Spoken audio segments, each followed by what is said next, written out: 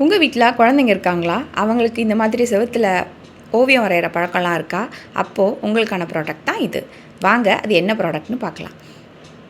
இதுதான் அந்த magic sponge. இதை நீங்கள் என்ன பண்ணணுன்னா, வாட்டரில் டிப் பண்ணிவிட்டு ஸ்க்வீஸ் பண்ணிவிட்டு உங்களுக்கு எங்கே கரை இருக்கோ அந்த கரை இருக்க ஏரியாவில் இப்படி அழகாக ரப் பண்ணிங்கன்னா அதில் இருக்க எல்லா கரைகளும் வந்துடும். இந்த கரை என்னென்னு பார்க்குறீங்களா? கண்ணுக்கு வைக்கிற மை காஜல் இருக்குல்ல, என் பொண்ணு அதை செவுத்தில் கிறுக்கி வச்சுருக்கா. அதை நான் எப்படி அழிக்கிறதுன்னு தெரியாமல் யோசிச்சுக்கிட்டு இருக்கும் போது தான் எனக்கு இந்த ப்ராடக்ட் என் கண்ணில் பட்டுச்சு. எடுத்து அழகாக ஒரு 2-3 டைம் அதை ஸ்க்வீஸ் பண்ணி க்ளீன் பண்ணும்போது அதில் இருக்க கரைகள் அவ்வளோ அழகாக வந்துட்டு இருந்துச்சு. இதை செவுத்தில் மட்டும் இல்லைங்க, காருக்கு, கண்ணாடியில், ஸ்விட்ச் பாக்ஸஸில், ஏசி க்ளீன் பண்ணுறதுக்கு, நீங்கள் அந்த மாதிரி குட்டி குட்டி ஐட்டம்ஸ் க்ளீன் பண்ணுறதுக்கு எல்லாத்துக்குமே இதை நீங்கள் வச்சு அழகாக க்ளீன் பண்ணலாம். இது பாருங்கள், கண்ணாடி எவ்வளோ அழகாக க்ளீன் பண்ணியிருக்குன்னு.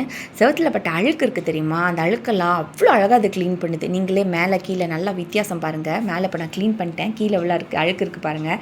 இந்த மாதிரி செவுத்தில் இருக்க அழுக்கு எல்லாத்தையுமே ஆயுத பூஜை வரதில் அழகாக க்ளீன் பண்ணுங்கள்.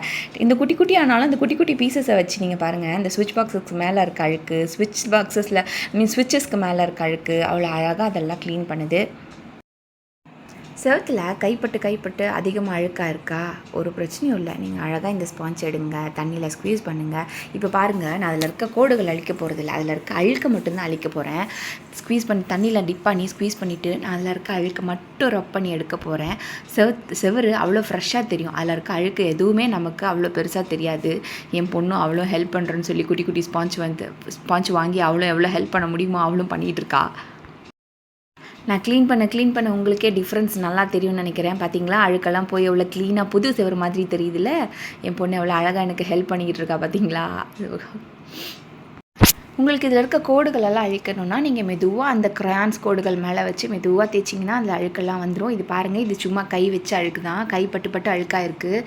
நான் அந்த ஸ்பாஞ்ச் வச்சு தேய்க்கிறேன் பாருங்கள், அது எவ்வளோ அழகாக வருது அப்படின்னு. இது நீங்கள் நினைக்கலாம் கிளாத் வச்சு க்ளீன் பண்ணலான்னு, பட் வரல. ஸ்பாஞ்சில் ட்ரை பண்ணி பாருங்கள்.